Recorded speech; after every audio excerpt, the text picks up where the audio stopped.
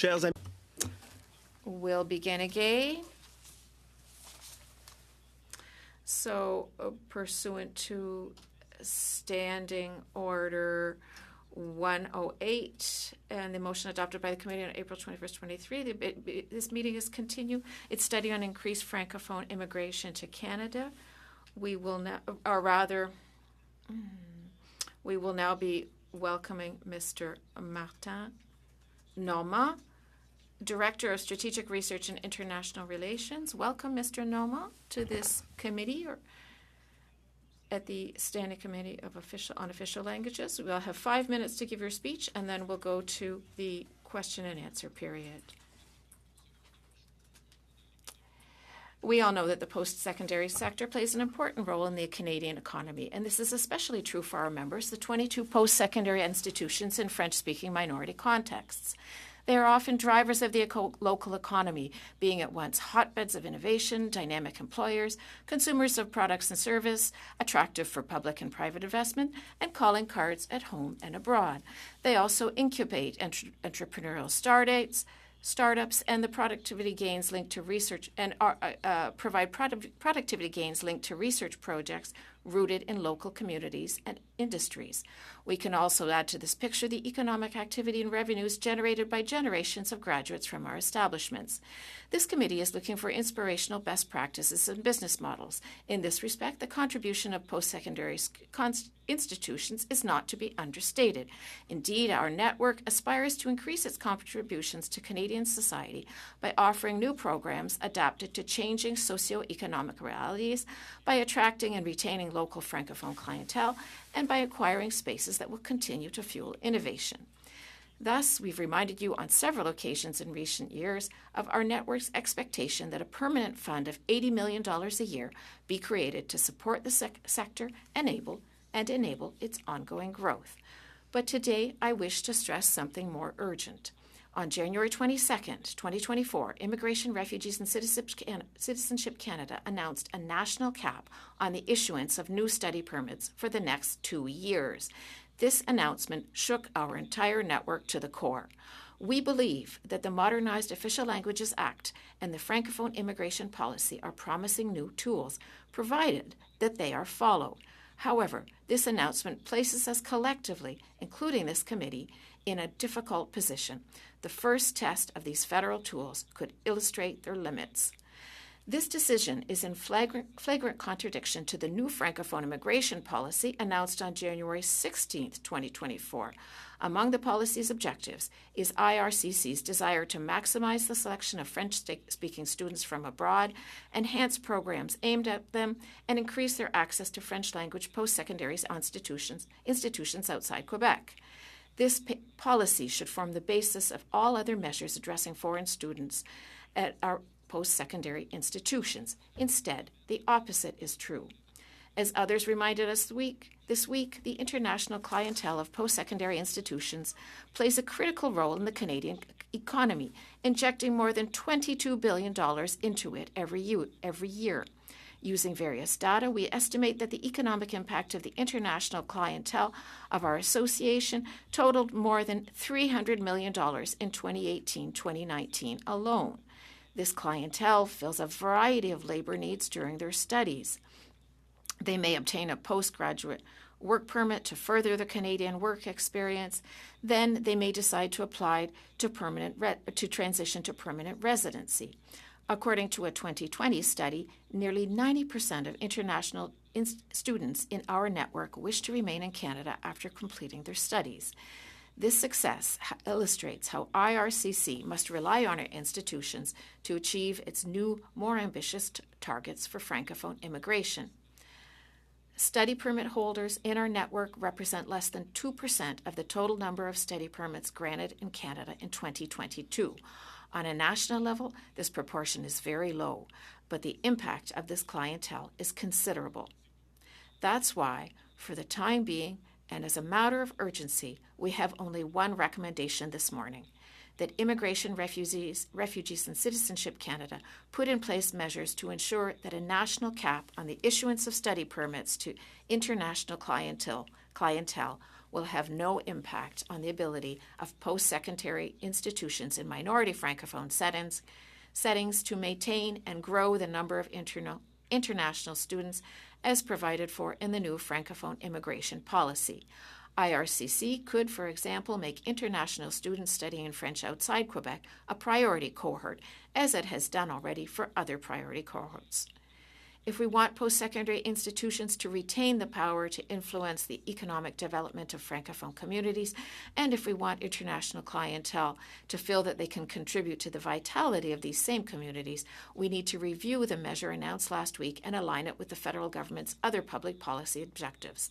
Such a solution would be in keeping with the spirit of the Official Languages Act and the Francophone immigration policy, and would reinforce the impact of these new tools on the economic situation of French-speaking communities across the country. Thank you. Thank you very much. First round of questions will be 6 minutes for each political party, and we'll begin with the first Vice Chair of the committee, Mr. Gaudin. You have 6 minutes. Thank you very much for being here. It's always great to have you here. It's great when our witnesses show up in person. There won't be any technical problems. Look, your presentation this morning makes note that the government is speaking from both sides of its mouth. There are good intentions, but there have been recent announcements from the IRCC, among others, that do not help us meet the objectives of C13, among others. Can you tell us concretely? You told us that the IRCC has changed its policy. It was announced on January 22nd. For the time being, we can understand there won't be anything. But in the short term, what do you think could could influence economic development in official language minority communities? Answer. Look, first of all, it's not true that there has been nothing since January 22nd. The policy has been implemented since that time.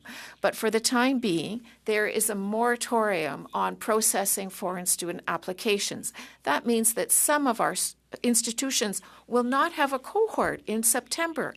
And it may also have an impact. So the first cohort, I'm talking about the spring cohort in May. Our institutions are extremely worried. They think that the processing of applications will not be sufficient to allow for a spring semester. And it will definitely have an impact on the cohort starting in September. So there is an immediate impact on our institutions. If a cohort disappears, if there's a serious reduction in the number of international students in September 2024, that will also mean that there are fewer graduates in 2 or 3 years who wish to stay in the country, who apply for permanent residency and contribute to the economic vitality of Francophone communities. So it does have an impact immediately and in the midterm on our communities. So what I'm hearing you say is that we can state that without changes, we will be threatening Francophone institutions outside of Quebec, their very existence. Because whether you like it or not, Francophone student inscriptions generate revenues, and these revenues allow these institutions to live and to survive. Are we in the middle of eliminating Francophone institutions by this current policy? Answer. Our institutions have always been resilient, but with such an incredible loss overnight of revenue, this could lead perhaps not to closing in the short term, but the abolition of positions, reduced services on campuses, reduced programs. This could happen very, very quickly. If we're talking about a 35% reduction in some institution, you're talking about a large portion of an annual budget disappearing very, very quickly. So you're saying that there's a risk for these institutions that are also contributing to the local economy. This would have an impact on the local economy. What could we do rapidly? And I think economically speaking, in those official language or Francophone minority communities, they are trying to survive. Are there concrete steps that could be taken by the government to maintain or save the local economy? Answer. For us, the first thing to do rapidly is to make Francophone students outside of Quebec a priority cohort. International Francophone students. The news circled the world within minutes. Within 24 hours, Francophone students, international Francophone students, knew that it was going to be tough to get into Canada. And those students had the choice of studying elsewhere. The market is tough. They could have chosen Quebec as well. What we're worried about is that students who had planned to study outside of Quebec will have decided that it's practically impossible to get a visa and will decide to move to Quebec instead to study. So we're losing a labor force. So what you're telling me is that we're shaking up, even crushing, the work that you've been doing for years now. Answer, exactly. Our network is very, very active in recruiting international students for several years now. We've made major steps, and this work would be crushed. Quickly, in closing, the government announced on its election campaign that it would put $24 million a year in the PALO. There was recently an announcement that there would be $30 million per year. Did you receive that money? We know that there are currently negotiations with the provinces with regard to minority education. Have you received that information? That money was earmarked. That's for the coming year. So you haven't received it yet, but it works. It will work in your tie line. We hope that the money will come to us soon. Question nous viendra des libéraux, donc de... Thank you very much. Next question, Mr. Iacono. You have 6 minutes for the Liberals. Inaudible? Ne vous entend pas. We can't hear you, Mr. Iacono.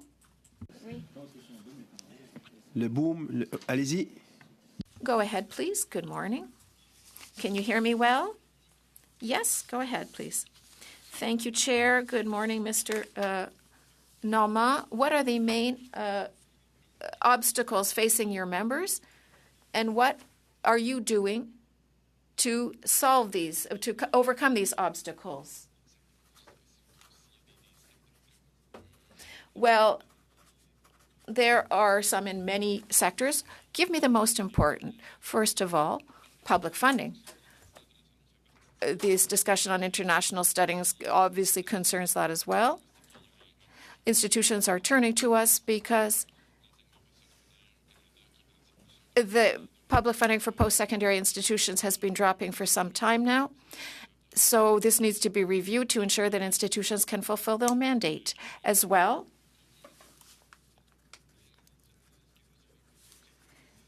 Have you consulted the provinces to receive more money from them?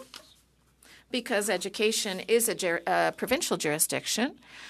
That's not part of our mandate to negotiate with provinces. Our members, rather, negotiate directly with the provinces, and we are ensure that they are all in frequent contact with the Ministry of Education in their respective provinces.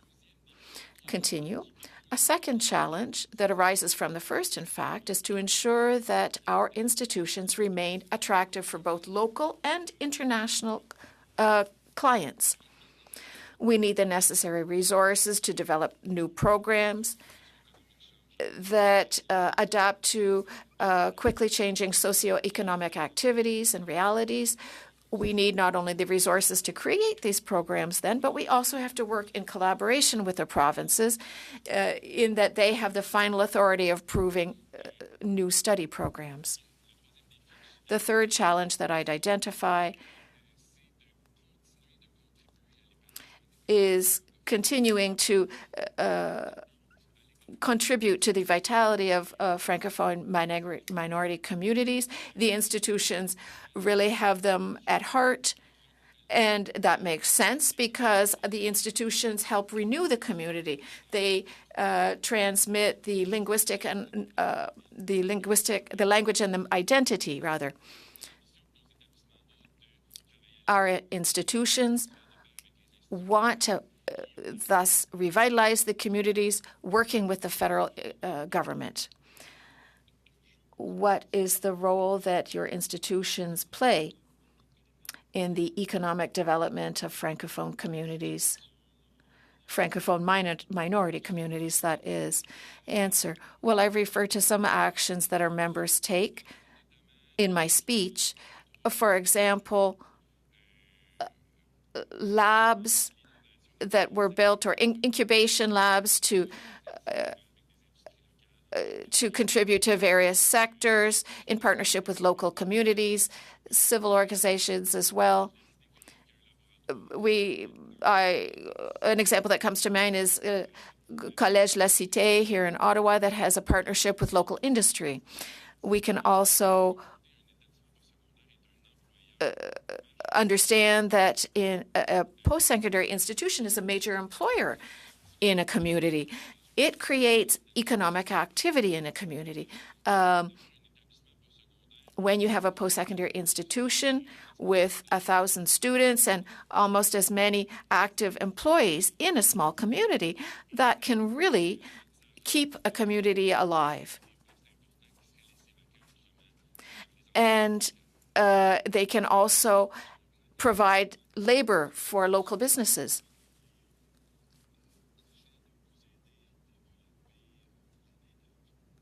What would you like to have happen to help you develop labor? Our members need resources to develop new programs that respond to market needs. Obviously, in some cases, developing new programs can be done in collaboration with professional associations. If ever these associations are regulated, that could also be done in work with the province, of course. But we also need very specific and up-to-date data on labor needs in a community. And I will not be the only witness to tell you that. Anybody in Francophone Canada will tell you they absolutely need statistics and data to tell them what the labor shortages are and in what sector. With this data, we could better identify strategies that would better respond to local labor needs. Thank you.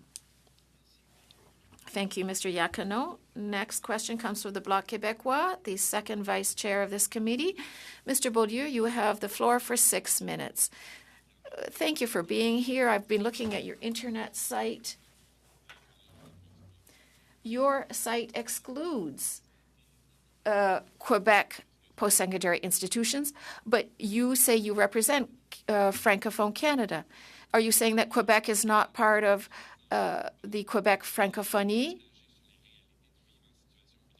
Well, our members concern especially the minority situation. We have a lot of ties. Our institutions have a lot of ties with Quebec institutions, but our association has ties with the Université de Montréal, the ones in the Université du Québec network. That's a good thing. But why not add the words outside of Quebec if that's the reality? Well, our members wanted an association that brought together minority community institutions.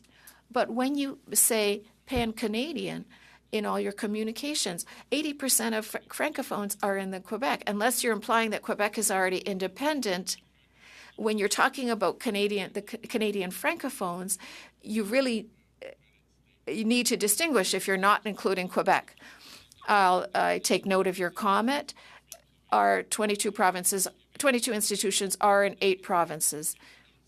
We do specify that, but we do cultivate ties with the Quebec institutions so that the expectations and messages are the same. I think it's important to specify. Otherwise, it's as if you're speaking on behalf of Quebec institutions as well. I wouldn't be against that, but that's not what you're doing.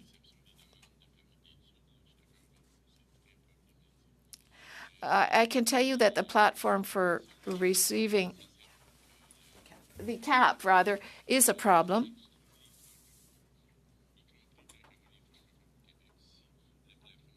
If the cap is not met in Quebec, then it wouldn't change anything for.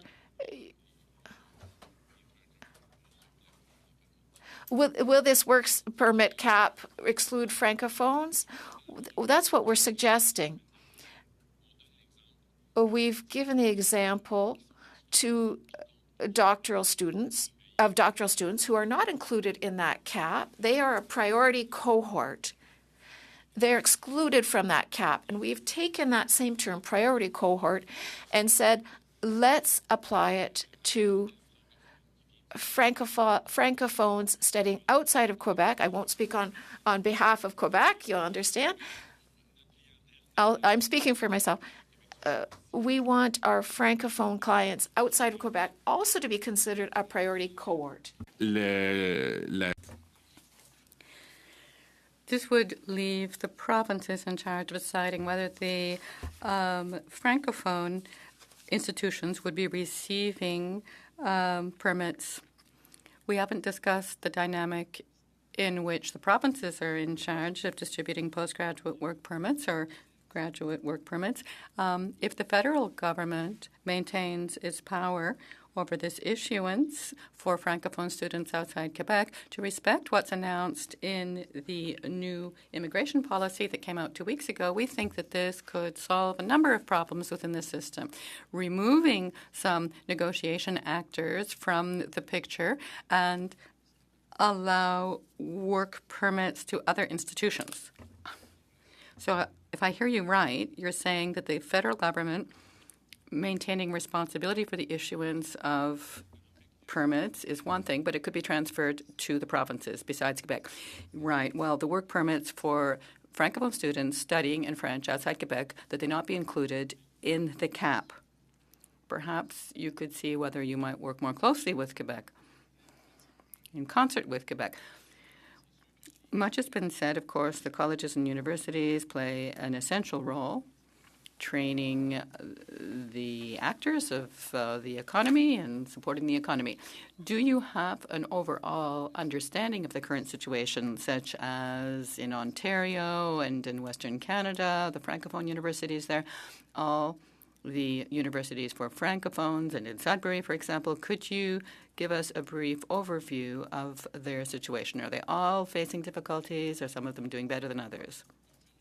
I confirm that we are not experts in this matter and the economic challenges of each institutions, but there are some challenges known to all: public funding challenges, monies that they need to meet their programming, but they are very resilient and they are finding solutions to remain attractive despite the obstacles.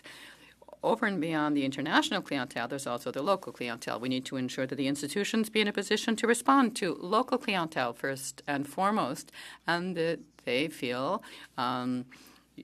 addressed by the institution and want to study there. Do you have a network then that works to help communities, minority communities, Francophone minority communities, develop economically?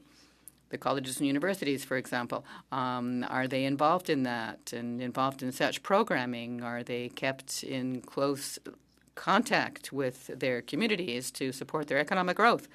Many of our members are linked into local organizations supporting economic development. At the federal departmental level, at the agencies level, economic development agencies level, all actors understand that post-secondary institutions are integral members of the economic development group of their communities. Thank you. Next questions from the NDP. Ms. Ashton, you have 6 minutes, madam. Thank you so much. Thank you, Mr. Normand, for your testimony. Let me begin by asking, do you know what percentage of students in Francophone institutions outside Quebec are international students?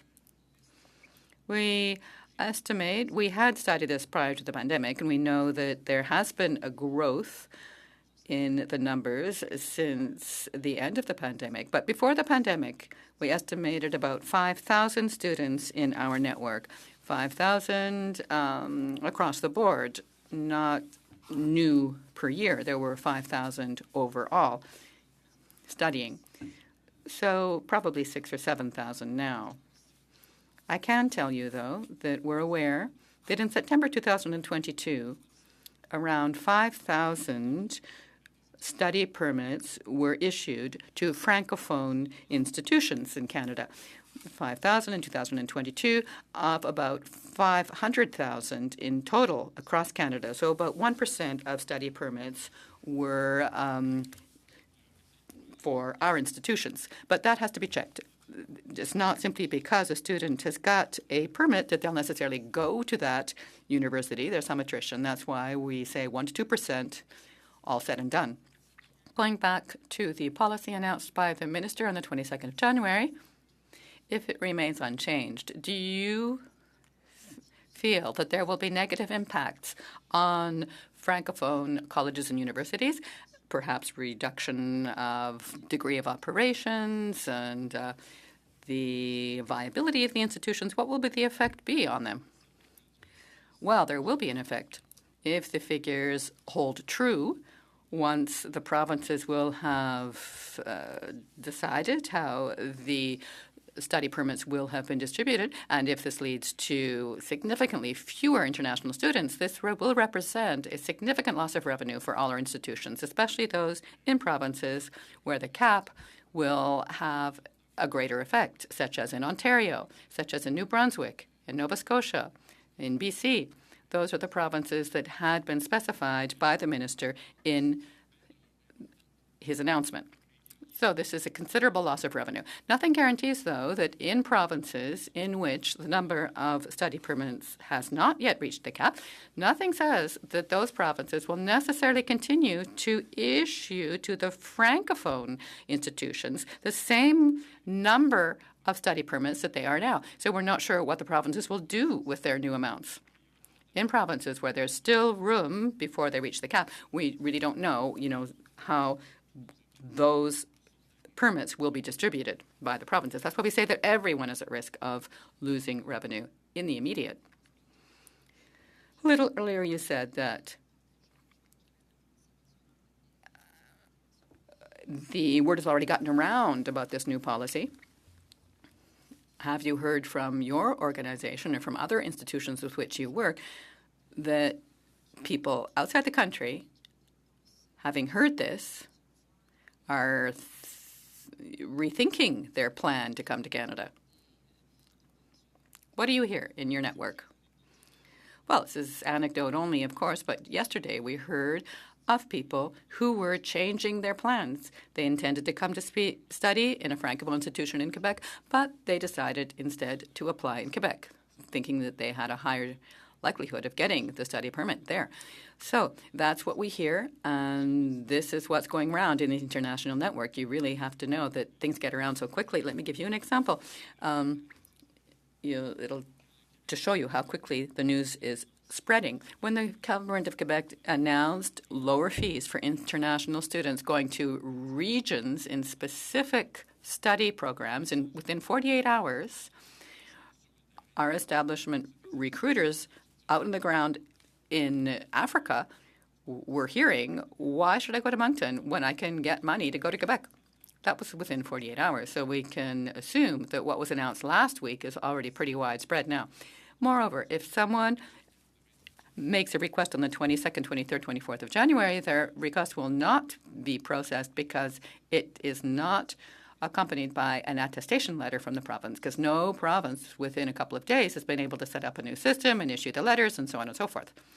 So that's why we currently have a sort of de facto moratorium on processing of the requests right now. And our institutions have already sent a letter to Minister Miller last week to denounce this situation and ask for ongoing processing that it not be interrupted. How much time? 1 minute.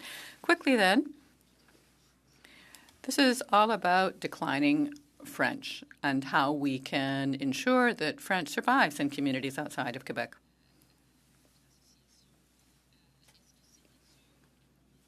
will these measures have a negative effect on the institutions you represent, but also on the needs of the communities? We've been mentioning manpower shortages or labor shortages, rather, in the communities. Do you think this will have a negative effect on the survival of French outside Quebec? In 15 seconds. Yes, indeed, and I'll be happy to elaborate on that later. Thank you so much. Let's go to our next round of questions. The first 5 minutes to Mr. Marc Dalton. You have the floor, sir. Thank you so much, Mr. Normand, for your testimony here this morning. Do you feel that the government improvised this announcement of this cuts?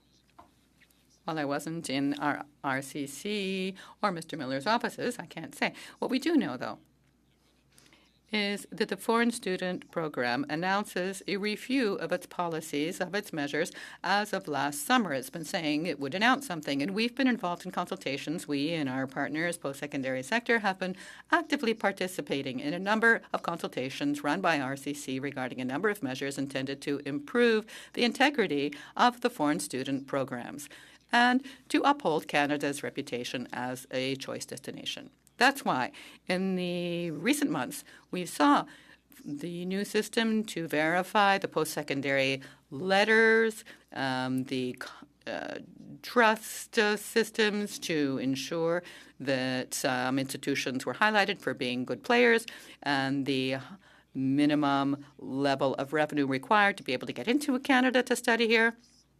So a number of things have been developed or being deployed now, and the effects of these new measures hasn't yet been measured. We heard of an eventual cap. We didn't know what it might be, nor how extensive it would be. A cap in September 2023, that's one thing, but it's not just that. It's a cap and a 23% reduction. We hadn't foreseen that. We hadn't heard anything to this effect before it was announced on Monday. It seems to me that this has surely led to some friction and some confusion. The institutions must be asking, what are we going to do? And they must be, very concerned about this situation. You mentioned funding. You said $80 million, is that correct? And what does the Fed provide for now? I mentioned a promise in the Liberal Party platform of 2021 to the effect that ongoing funding of $80 million a year would be instituted for the secondary sector, and we hoped for that in 2023. We didn't see it in the budget. In the Action Plan 2023-28, there is a support fund in that, $121 million over 4 years. So that does provide more or less $30 million yearly over 4 years. 30 rather than 80, and over 4 years rather than permanent funding. So, there's something. There are other envelopes as well that fund this post-secondary heritage, education, infrastructure, other types of projects and priorities as they're announced. But as for a permanent fund, it's not what we were hoping for and what was promised. Could you tell us a bit about inflation and how it affects these institutions? Of course, inflation is something that we all feel, even in our own portfolios, n'est-ce pas? All the more so for post-secondary institutions. Planning their budgets, they must take into account on a yearly basis of inflation, which has been considerable recently, but which is stabilizing, of course.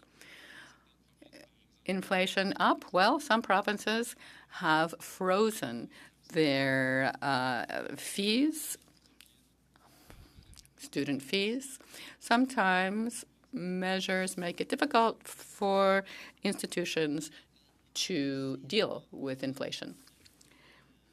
Your institution, your group, the ACU-FC, has spoken of increasing the number of Francophone immigrants, students. You mentioned 2%. 2% of students at present are foreign, correct? Is that about right?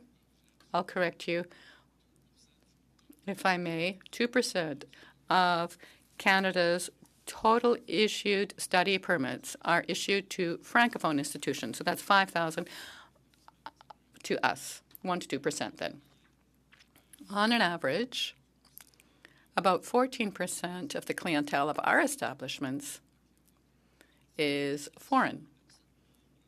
And where's that heading? What's the trend over the last decade, let's say? There has been relative growth. Excellent question, but I'm afraid we'll have to get back to that later. We're out of time. Thank you. Mr. Drouin, you have the floor for 5 minutes. Thank you. Mr. Dalton was getting into the figures, and I like figures. I'm trying to understand. You said prior to the pandemic, about 5,000 foreign students in the college and universities of, for those that you represent, Francophone outside Quebec. Correct. 2018, 2019, the last figure we have, around 5,000 across the 22 institutions. And we know why the minister reacted as of a few weeks. It's due to the explosion. I'm just looking at Ontario, an explosion, really. About prior to the pandemic, 2019, about 62,000 study permits for the entire system, and 2022 were 142,000. So that's more than twice as many, up to 3 times as many. So I'm just trying to understand. Among your members, is that the same tendency, the same trend upward, or are you still around 5,000, perhaps 6, 7? You say maybe a bit more, but is there really this radical increase? No, there is not the same trajectory. I can assure you of that. 5,000 prior to the pandemic. We know that in September 2022, 5,000 study permits were issued for our network, new study permits. We can't confirm that the 5,000 actually led to students, turning up in class. We'd have to check that out. There is growth. We can agree that there is growth in the numbers of international students in our establishments over the last few years, but not, twice as many over 2 years. Okay, since then, since the announcement made by the minister, have you had any conversations with Ontario, let's say? Our colleges and universities, whether they're being protected particularly. We have no links to the provinces, but we know that our institutions have been directly in touch with the provinces over the last few days to share their concerns with provincial authorities and also to share the message that we're sharing, being to ask that the Francophone students be a special cohort excluded from the cap.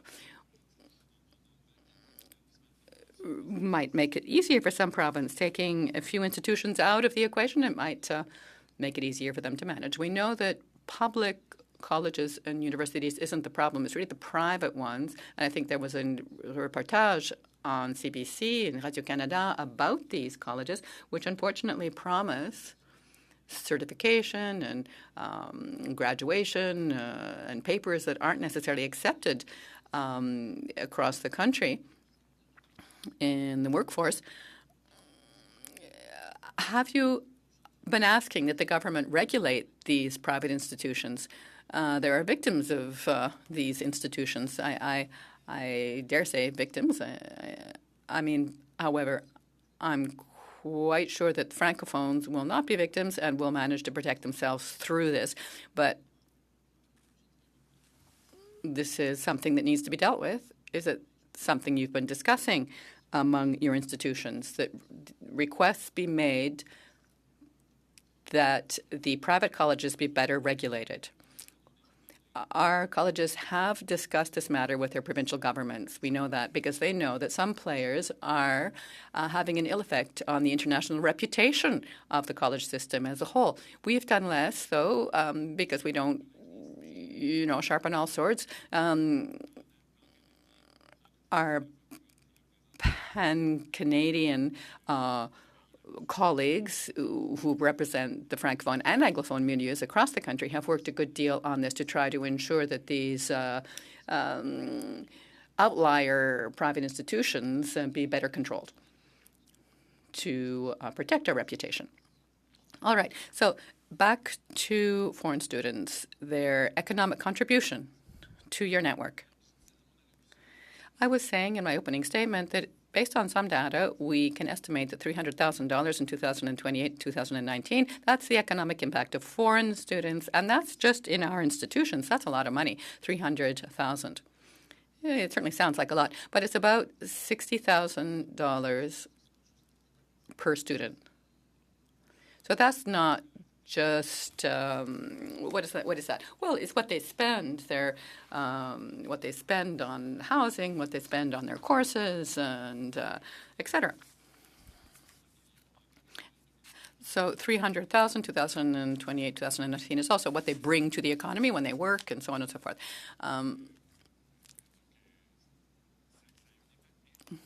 Considerable, then.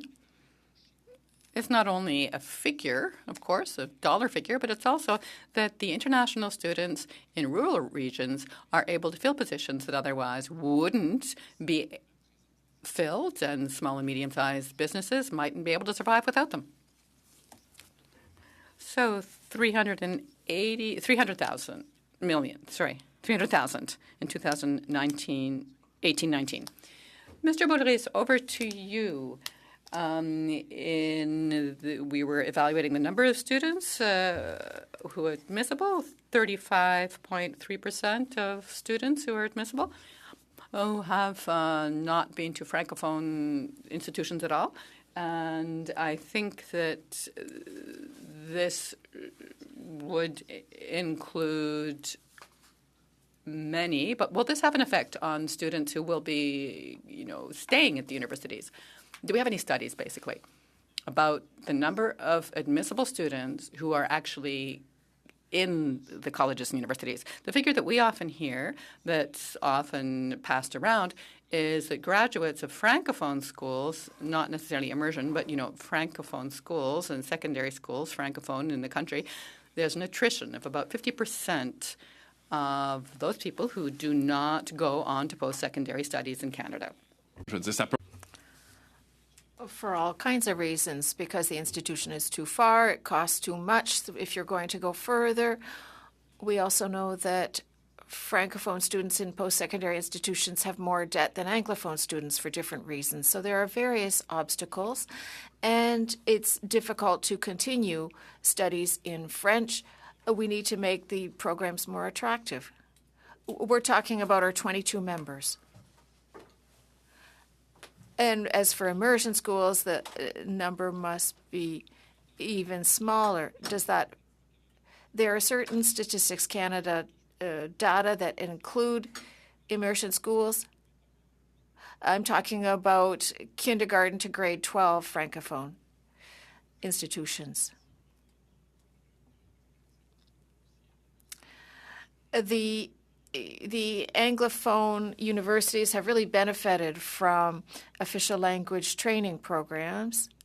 And if we look at the funding allotted to research programs, in 2017, there was about 38% of funding that went to English universities in Quebec, 3 to 4 times the proportion of the weight of or the proportion of the Anglophone weight in Quebec, of the population. 5 seconds. Are you using those data? We always use those data. That's an excellent question, Mr. Beaulieu, but your time is up. Ms. Ashton, you have, it's your turn. I'd like to come back to the point that I raised at my last turn, the impact on the future of our minority language communities outside of Quebec. I know international students who studied here in Canada in French currently contribute to our communities in various ways, and I am very concerned that of this new announcement on the question of Francophone international students. Announcement on international students. I'm worried about the Francophones. I know what an impact they have for us, and I'd like to hear your perspective. You're completely right. There are students who's graduated from our member institutions who hold important positions in society, who graduated from our institutions, and who came here as international students.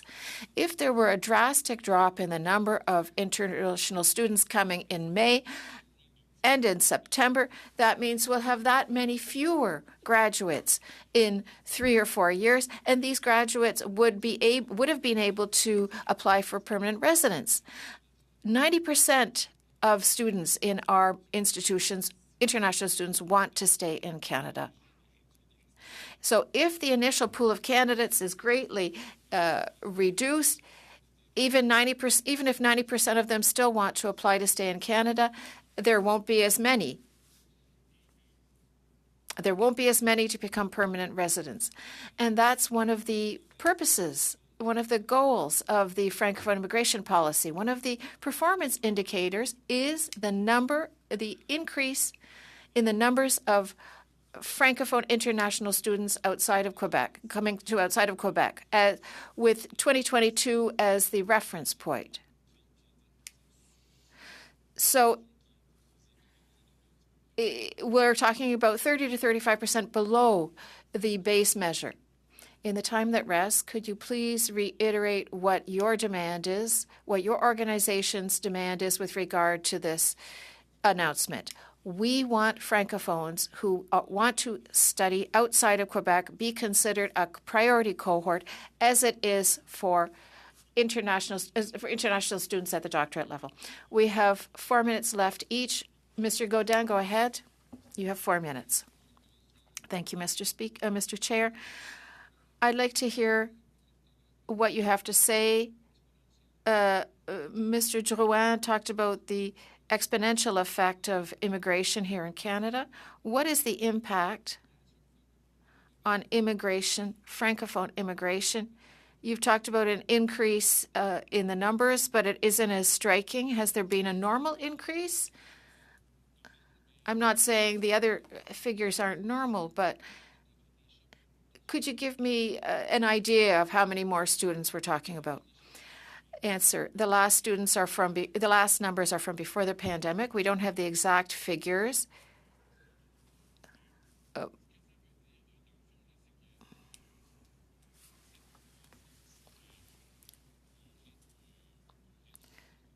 This regular rhythm of increase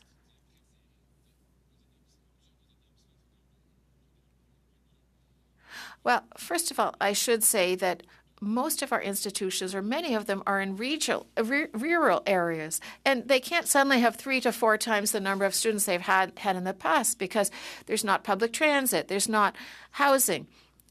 So what we've seen in our institutions is a regular rate of growth, but 15 years ago, many of them didn't have any international students, and they had to put up facilities to be able to welcome them. Of course, there's this question of generating revenue, but the idea is also to contribute to the economic vitality of the community. They want to do their share and welcome students. That's exactly what I was trying to get at. What is the capacity of the institutions you represent to increase their the numbers? 10%, 20%, we're talking. Housing, social services, health services, and so on. What is the capacity? What is the capacity of your institutions to absorb more international students? If we look at the numbers from the last 2 years, many of our institutions think they've already reached their limit when it comes to excessive growth or very fast growth. There could be slow growth. And let me just specify, it's not just the number who enter, it's the number who stay. We're working with IRCC to come up with measures that could ensure there's a better transition rate to permanent residency for international students. Tell me, what is the impact of all the measures, of all this upheaval caused by the RRCC to economic development in your community? What's the local impact in official language minority communities? I think they're currently suffering a great deal. Well, the answer is that there will be an attrition of potential labor in the community. Will it in fact affect local businesses? Yes, it will. And we know that in some rural and regional institutions, we're already seeing effect. If not for international students, certain small and medium businesses would have to close. So limiting the number of international students could completely slow down the economic development of an official language minority community. Thank you, Mr. Gaudin. Mr. Serre, you also have 4 minutes. Thank you, Chair. Thank you, Mr. Normand, for your work. You mentioned just now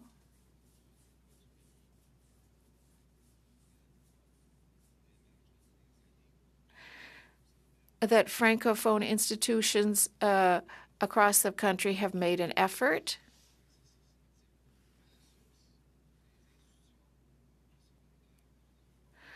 to attract international students. The English language post-secondary institutions, if you look at the case of Ontario, 40% of the funding comes from the government. This is the highest proportion across the country. So they haven't really assumed responsibility for their position. You mentioned that we're 360,000 additional foreign students in the last years. Now we're talking about 900,000. And English post-secondary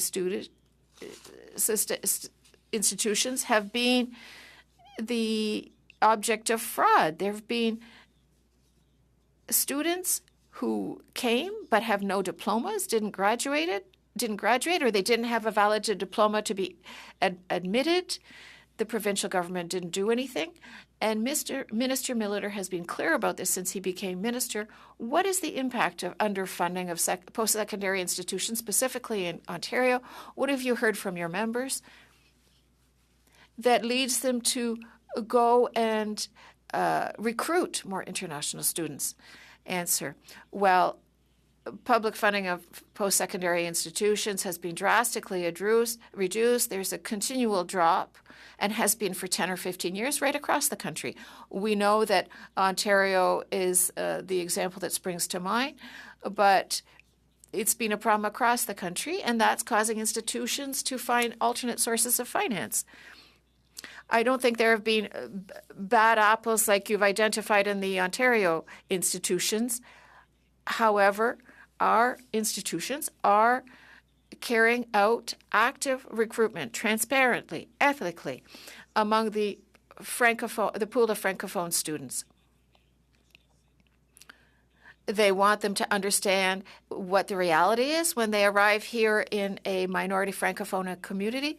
So there's a real effort to ensure that any international student is made aware of what to expect arriving here in Canada. This is all done ethically and transparently with the target clientele. And obviously, in some cases, we do contribute to the funding of the university with our students, but we're especially contributing to the economic development of the community that welcomes them. Well, the whole province, when it comes to Bad Apple, is responsible for regulating. The federal government, with the action plan, doubled the financing, added $4.1 billion. Can you explain what the government, with additional funds for infrastructure and teaching, what has been done thanks to this money? Look, the negotiations with the provinces are underway right now. We'll see what happens following these negotiations. We hope that there are no gaps between the funding years and the official language action plan funding plan. That's the end of our meeting. Thank you very much, Mr. Normand, for being here, and thank you, Madame Brouillette, who is here with you. There will be at least one witness Monday, and we are trying to attempt the commissioner. He may have received the notice may be too short notice. The notice may be too short, rather, but we'll have our witness with us in first hour. Sitting is adjourned.